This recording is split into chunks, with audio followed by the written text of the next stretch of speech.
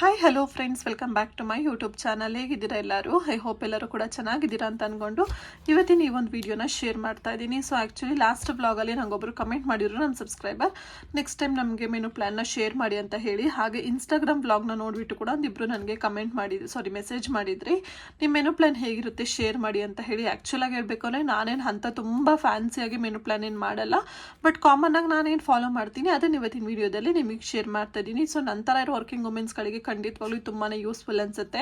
ನಮಗೆ ಯಾವಾಗಲೂ ಕೂಡ ಹಾಗೆ ಅಲ್ವಾ, ಎಸ್ಪೆಷಲಿ ಮಾರ್ನಿಂಗ್ ಬಂದರೆ ಬ್ರೇಕ್ಫಾಸ್ಟ್ಗಂತೂ ನಮಗೆ ತುಂಬಾ ತಲೆ ಕೆಟ್ಟೋಗ್ಬಿಡುತ್ತೆ. ಏನು ಮಾಡೋದು ಅಂತ ಯೋಚನೆ ಮಾಡಿನೇ ಅರ್ಧ ಟೈಮ್ ವೇಸ್ಟ್ ಮಾಡ್ತೀವಿ. ಹಾಗಾಗಿ ಈ ಥರ ಒಂದು ಮೆನು ಪ್ಲಾನ್ ಇದ್ದರೆ ಹಿಂದಿನ ರಾತ್ರಿ ಏನಾದ್ರು ಪ್ರಿಪ್ರೇಷನ್ಸ್ ನೀಡೆಡ್ ಇದ್ದರೆ ಮಾಡ್ಕೊಂಡಿರ್ತೀವಿ. ಹಾಗೆ ಬೆಳಗ್ಗೆ ಇದ್ದಾಗ ಕೂಡ ಯೋಚನೆ ಮಾಡೋದಿರಲ್ಲ, ಏನಂತ ಆಲ್ರೆಡಿ ಮೈಂಡಲ್ಲಿ ಫಿಕ್ಸ್ ಆಗಿರ್ತೀವಿ. ಬೆಳಗ್ಗೆ ಎದ್ದು ಫಟಾಫಟ್ ಅಂತ ಕೆಲಸ ಮುಗಿಸ್ಕೊಂಡು ಹೋಗ್ಬಿಡ್ಬೋದು ಕೆಲಸಕ್ಕೆ.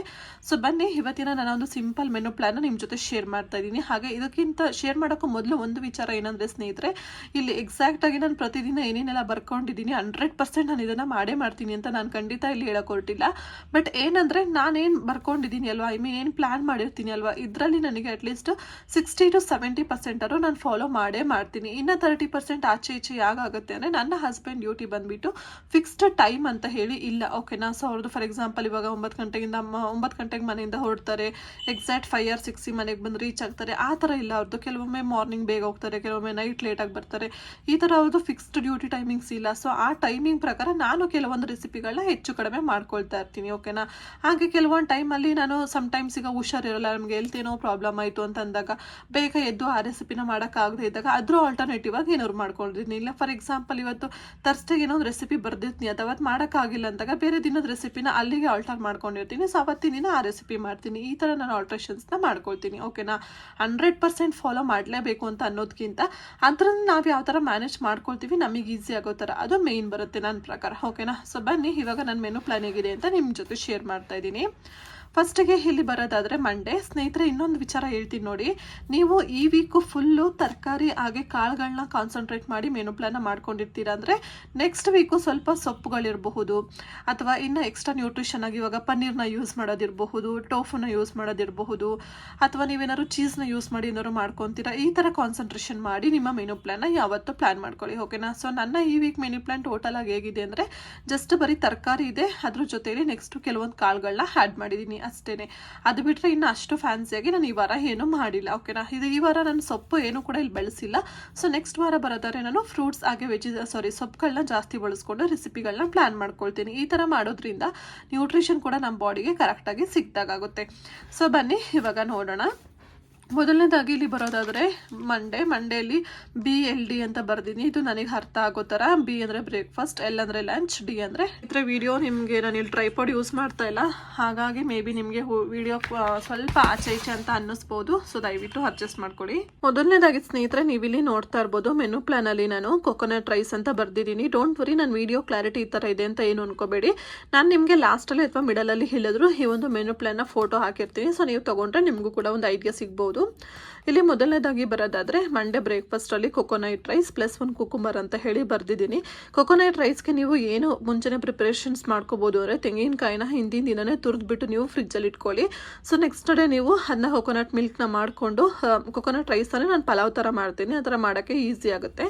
ಹಾಗೆ ಇನ್ ಕೇಸ್ ನೀವು ತುಂಬಾ ಅರ್ಲಿ ಮಾರ್ನಿಂಗ್ ಏನಾದ್ರು ಡ್ಯೂಟಿಗೆ ಹೋಗ್ತೀನಿ ಅಂದರೆ ಬೀನ್ಸ್, ಕ್ಯಾರೆಟ್ ಅದೆಲ್ಲ ಬೇಕಲ್ವ, ಅದನ್ನೆಲ್ಲ ಹೆಚ್ಚಿ ಕೂಡ ಇಡ್ಬೋದು, ನೋ ಪ್ರಾಬ್ಲಮ್.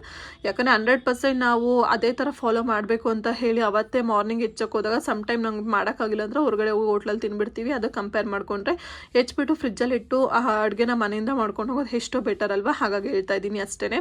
ನೆಕ್ಸ್ಟ್ ಲಂಚಿಗೆ ಬರೋದಾದ್ರೆ ನಾನು ಲಂಚ್ ಕೂಡ ಕ್ಯಾರಿ ಮಾಡ್ತೀನಿ ಡ್ಯೂಟಿಗೆ. ಸೊ ರೈಸು, ರಸಮ್ಮು, ಜೊತೆಲಿ sorted vegetables. So rice, rasam ಎಲ್ಲ ಬಂದುಬಿಟ್ಟು ಆರಾಮಾಗಿ ನಾನು ಹಿಂದಿನ ದಿನ ರಾತ್ರಿನೇ ಮಾಡಿರ್ತೀನಿ, ಅದನ್ನೇ ನಾನಿಲ್ಲಿ ಮಧ್ಯಾಹ್ನ ಲಂಚ್ಗೆ ತೊಗೊಂಡು ಹೋಗ್ತೀನಿ. ಜೊತೆಲಿ ಇವತ್ತು ಸಾರ್ಟೆಡ್ ವೆಜಿಟೇಬಲ್ ಯಾಕೆ ಅಂದರೆ, ಇಲ್ಲಿ ಪಲಾವ್ ಮಾಡುವಾಗ ಸ್ವಲ್ಪ ಬೀನ್ಸ್, ಕ್ಯಾರೆಟ್ ಎಲ್ಲ ಹೆಚ್ಚಿರ್ತೀನಿ ಅಲ್ವಾ, ಅದ್ರ ಜೊತೆಲಿ ಇನ್ನೇನಾರು ಎಕ್ಸ್ಟ್ರಾ ತರಕಾರಿ ಇದ್ದರೆ ಅದನ್ನು ಸ್ವಲ್ಪ ನಾನು ಅಂದರೆ ಇವಾಗ ಸ್ಟೀಮ್ ಮಾಡಿಬಿಟ್ಟು ಸ್ವಲ್ಪ ಪೆಪ್ಪರು ಹಾಗೇನೆ ಸಾಲ್ಟ್ ಎಲ್ಲ ಹಾಕ್ಕೊಂಡು ತೊಗೊಂಡು ಹೋಗ್ತೀನಿ. ಸೊ ರೈಸ್, ರಸಮ್ ಜೊತೆ ಸ್ವಲ್ಪ ಪಲ್ಯ ಥರ ಸರಿ ಹೋಗ್ಬಿಡುತ್ತೆ. ಇನ್ನು ನೆಕ್ಸ್ಟ್ ಬರೋದ್ರೆ ಡಿನ್ನರಲ್ಲಿ ಮುದ್ದೆ ಮಾಡಿ ಹುಳ್ಳಿಕಾಳು ಬಸ್ಸಾರು ಮಾಡಿ ಜೊತೆಲಿ ಮಜ್ಜಿಗೆ ತೊಗೊತೀನಿ. ಸೊ ಕೆಲವರಿಗೆ ಮಜ್ಜಿಗೆ ಕುಡಿದ್ರೆ ಮಧ್ಯರಾತ್ರಿ ಎಲ್ಲ ಹೆಚ್ಚಾಗುತ್ತೆ ಬೇಡ ಅಂತ ಅಂತಾರೆ, ಅಂತ ಸ್ಕಿಪ್ ಮಾಡ್ಬೋದು, ನಿಮ್ಮ ಇಷ್ಟ.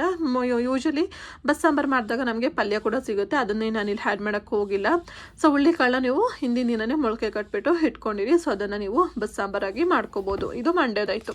ನೆಕ್ಸ್ಟ್ ಇಲ್ಲಿ ಟ್ಯೂಸ್ಡೇಗೆ ಬರೋದಾದರೆ ಚಿತ್ರಾನ್ನ ಹಾಗೆ ಸಲಾಡ್ ಅಂತ ಬರೆದಿದ್ದೀನಿ. ಚಿತ್ರಾನ್ನ ಯಾಕೆ ಅಂದರೆ ಮಂಡೇ ಹಾಗೆ ಟ್ಯೂಸ್ಡೇ ನಮ್ಮದು ಮನೆ ದೇವ್ರ ವಾರ ಇರುತ್ತೆ, ಅದರಲ್ಲೂ ಟ್ಯೂಸ್ಡೇ ಸ್ವಲ್ಪ ನನಗೆ ಕೆಲಸ ರಿಸ್ಕ್ ಇರುತ್ತೆ, ಹಾಗಾಗಿ ನಾನು ಸಿಂಪಲ್ಲಾಗಿ ಚಿತ್ರಾನ್ನ ಮಾಡ್ಕೊಂಡಿದ್ದೀನಿ. ಅದ್ರ ಜೊತೆಲಿ ಸಲಾಡಲ್ಲಿ ಬಂದುಬಿಟ್ಟು ನಾನು ದಾಳಿಂಬೆ ಹಣ್ಣು, ಹೆಸರು ಕಾಳು, ಕ್ಯಾರೆಟ್ ಎಲ್ಲ ಹಾಕಿ ಫ್ರೂಟ್ ಸಲಾಡ್ ಕೂಡ ಮಾಡ್ಬೋದು, ಅಥವಾ ಬರೀ ಸೌತೆಕಾಯಿ ಕುಕುಂಬರ್ ಹಾಕಿ ಸಲಾಡ್ ಕೂಡ ಮಾಡ್ಬೋದು. ಓಕೆನಾ, ಸೊ ಇದು ಬಂದು ಸಲಾಡ್ ಆಯಿತು. ನೆಕ್ಸ್ಟು ಲಂಚಲ್ಲಿ ನೀವು ನೋಡ್ಬೋದು ರೈಸು, ಬಸ್ಸಾಂಬಾರು, ಕುಕುಂಬರ್, ಕ್ಯಾರೆಟ್ ಜೊತೆಲಿ ಕ್ಯಾಬೇಜ್. ಇದು ಮೂರನ್ನು ಕೂಡ ನಾನೇನು ತೊಗೊಳ್ಳಲ್ಲ.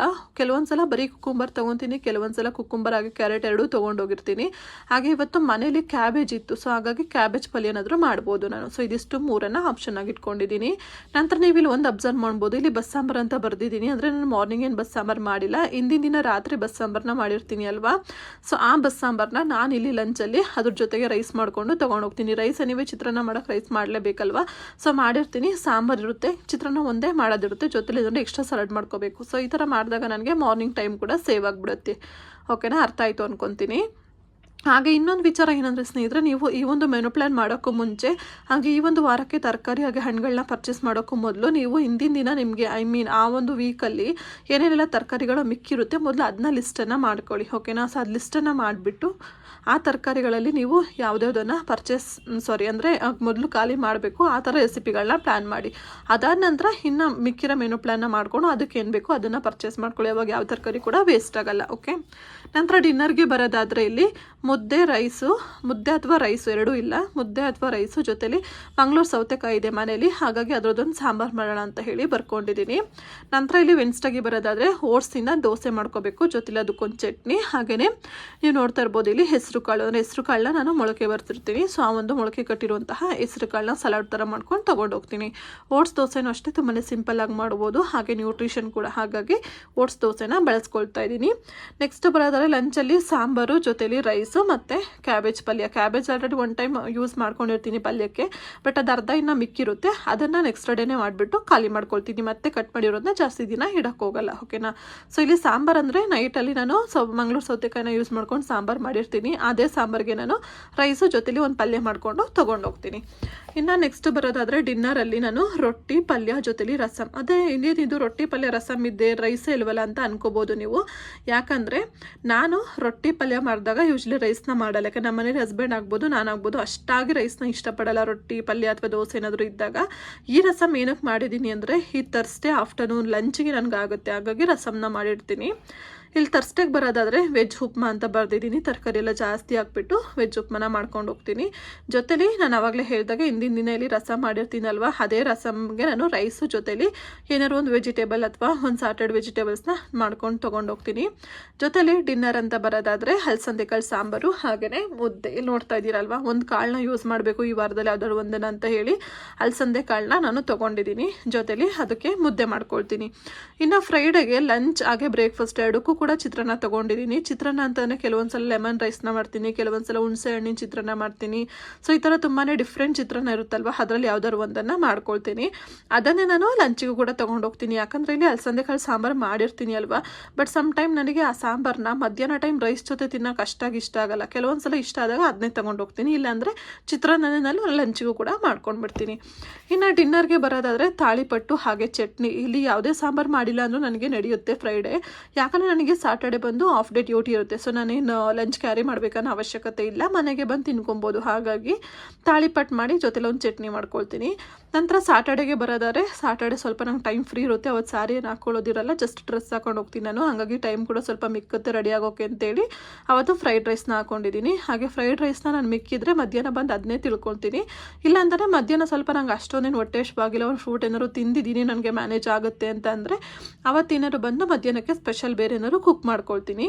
ಇನ್ನು ಡಿನ್ನರ್ಗೆ ಬರೋದಾದ್ರೆ ಸಾಟರ್ಡೆ ಮಜ್ಜಿಗೆ ಸಾಂಬಾರು ಮಾಡಿಬಿಟ್ಟು ಮುದ್ದೆ ಮಾಡ್ತೀನಿ. ನಮ್ಮ ಕಡೆ ಮಜ್ಜಿಗೆ ಸಾಂಬಾರು ಮುದ್ದೆ ಜೊತೆಲಿ ಅದಕ್ಕೆ ಕಡಲೆ ಬೀಜ ಅಂದರೆ ರೋಸ್ಟ್ ಮಾಡಿರುವಂತಹ ಕಡಲೆ ಬೀಜ ಆದರೆ ಒಳ್ಳೆ ಕಾಂಬಿನೇಷನ್. ಅದನ್ನೆಲ್ಲರೂ ಕೂಡ ತುಂಬಾ ಇಷ್ಟಪಟ್ಟು ತಿಂತೀವಿ.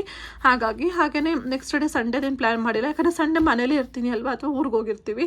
ಸೊ ಸಂಡೇ ಅದು ಮ್ಯಾನೇಜಬಲ್ ಅಂತ ಅಂದ್ಬಿಟ್ಟು ನಾನು ಏನೂ ಕೂಡ ಪ್ಲ್ಯಾನ್ ಮಾಡಿಲ್ಲ. ಸೊ ಇಷ್ಟು ಬಂದು ನನ್ನ ವೀಕ್ಲಿ ಮೆನು ಪ್ಲ್ಯಾನ್ ಆಗಿರುತ್ತೆ.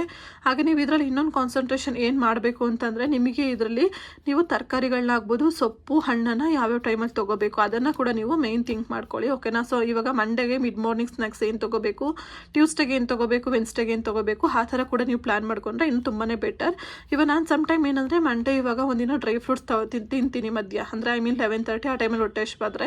ಈಗ ಟ್ಯೂಸ್ಡೇಗೆ ಏನಾದ್ರು ಒಂದು ಫ್ರೂಟ್ಸ್ ತೊಗೊತೀನಿ, ಅಥವಾ ವೆನ್ಸ್ಡೇಗೆ ಏನಾದ್ರು ಒಂದು ಸೌತೆಕಾಯಿ ಇರ್ಬೋದು, ಅಥವಾ ಮಧ್ಯ ಡೈಲಿ ಆ ವೀಕ್ ಫುಲ್ಲು ನಾನು ಫ್ರೂಟ್ಸ್ನೇ ತೊಗೋಬೋದು. ಈ ಥರ ನನಗೆ ಹೆಂಗೆ ಇಷ್ಟ ಆಗುತ್ತೋ ಆ ಥರ ನಾನು ಮಿಡ್ ಮಾರ್ನಿಂಗ್ ಸ್ನ್ಯಾಕ್ಸ್ನ ಪ್ಲ್ಯಾನ್ ಮಾಡ್ಕೊಳ್ತೀನಿ ಸ್ನೇಹಿತರೆ. ಇದಿಷ್ಟು ನನ್ನ ಸಿಂಪಲ್ ಮೆನು ಪ್ಲ್ಯಾನ್ ಆಗಿತ್ತು.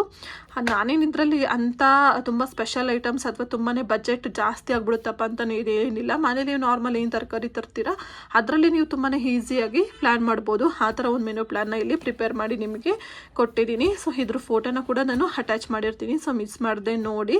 ಐ ಹೋಪ್ ಇದು ತುಂಬ ಜನ ಹೆಣ್ಮಕ್ಳಿಗೆ ಹೆಲ್ಪ್ ಆಗ್ಬೋದು ಅಂತ ಅಂದ್ಕೊಂಡಿದ್ದೀನಿ ಸ್ನೇಹಿತರೆ. ಹೆಲ್ಪ್ ಆದರೆ ಪ್ಲೀಸ್ ನನ್ನ ವಿಡಿಯೋಗೆ ಲೈಕ್ ಮಾಡಿ, ಹಾಗೆ ನನ್ನ ಚಾನಲ್ ಸಬ್ಸ್ಕ್ರೈಬ್ ಮಾಡೋದನ್ನು ಮರಿಬೇಡಿ. Thank you so much for watching. Take care, bye.